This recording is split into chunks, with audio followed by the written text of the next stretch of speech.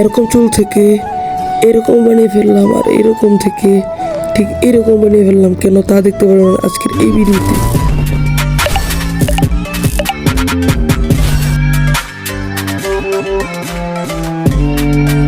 আসসালামু আলাইকুম, কি অবস্থা, কেমন আছেন সবাই? আসলে সবাই অনেক অনেক ভালো আছেন। অনেক দিন ধরে আম্মু বলছে মাথার চুল কাটার জন্য, তো মাথার চুল আমার অনেক বড় হয়ে গেছে। তো এখন যাচ্ছি চুল কাটার জন্য। আর বাসা থেকে বের হওয়ার সময় আম্মু 500 টাকা ধরিয়ে বলেছিল যে বাসায় মেহমান আসবে মুরগি আনার জন্য। তো এখন আমি বাসায় মুরগি দিয়ে তারপর যাবো চুল কাটার জন্য। তো এখন আমি মুরগি আনার জন্য দোকানে চলে যাই। তো দোকান থেকে মুরগি এনে ডিরেক্ট একদম বাসায় নিয়ে মুরগি দিয়ে আসি। তো আমি আমার এক ছোট ভাইয়ের হাতে মুরগিটি ধরিয়ে তো আমি এখন চলে যাচ্ছি চুল কাটার জন্য। তো আমি এখন যে রাস্তাটি দিয়ে যাচ্ছি এটা হচ্ছে মাটির রাস্তা। এই রাস্তাটি হচ্ছে খুব প্রাচীন একটি রাস্তা। আপনাদের এলাকায় এই রাস্তাগুলো আছে নাকি আপনারা অবশ্যই কমেন্ট করে জানাবেন। এই সময় মাটির রাস্তা খুবই কম দেখা যায়, মাটির রাস্তা খুবই পুরানো।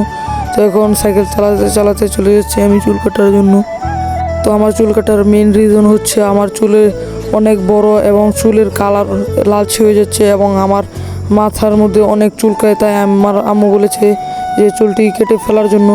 তো আমি হচ্ছে ভদ্র ছেলে, তাই এখন আমি চুল কাটার জন্য চলে যাচ্ছি পারুলিয়া মোড়ে। তো আজকে আমি নরসিংদী যাব, তাই আমি সকাল সকাল চলে এসেছি দোকানে। এসে দেখি দোকান বন্ধ।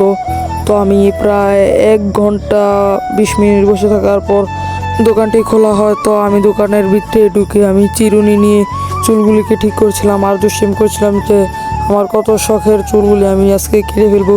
তো আমি আজকে চুলটিকে একদম জিরো সাইজ করে ফেলবো। তো আপনারা ভিডিওটা সম্পূর্ণ দেখলে বুঝতে পারবেন। আর যারা যারা ফেসবুক থেকে দেখছেন তারা ফলো করে দিবেন, আর যারা যারা ইউটিউব থেকে দেখছেন তারা সাবস্ক্রাইব করে দিবেন। তো উনি আবার দোকান খোলার পর দোকানে দোয়া দিচ্ছেন এবং তাদের ধর্মকে অনুসারী করছেন। আর আমরা যারা তো ওনাকে আমি দেখিয়ে দিই যে আমার চুলটিকে কীভাবে কাটবে। তো প্রথমে আমি বাবরি কাটিং কেটে নেই। তো বাবরি কাটিং কাটার পরে তো আপনারা দেখতেই পারবেন যে লাস্ট পর্যন্ত আমি কিভাবে চুল কাটি। তো এখন আমি চুল কাটার পর চলে যাচ্ছি বাসার দিকে। তো আমার অনেক শরম করছে যে আমার কত বড় বড় শখের চুল আপনাদের কিভাবে দেখায়। তো শরমের কিছু নাই, দেখেন ফাইনালি আমার চুল আমি কত ছোট ছোট করে ফেলেছি, একদম জিরো সাইজ মেরে দিয়েছি। তো এইবার চুলটি কাটার পর আমি আর কাটবো না চুল, আমি এইবার চুলটি বাপরি রাখার নিয়োগ করেছি। তো এইবার এই জন্য ছোট ছোট করে চুল।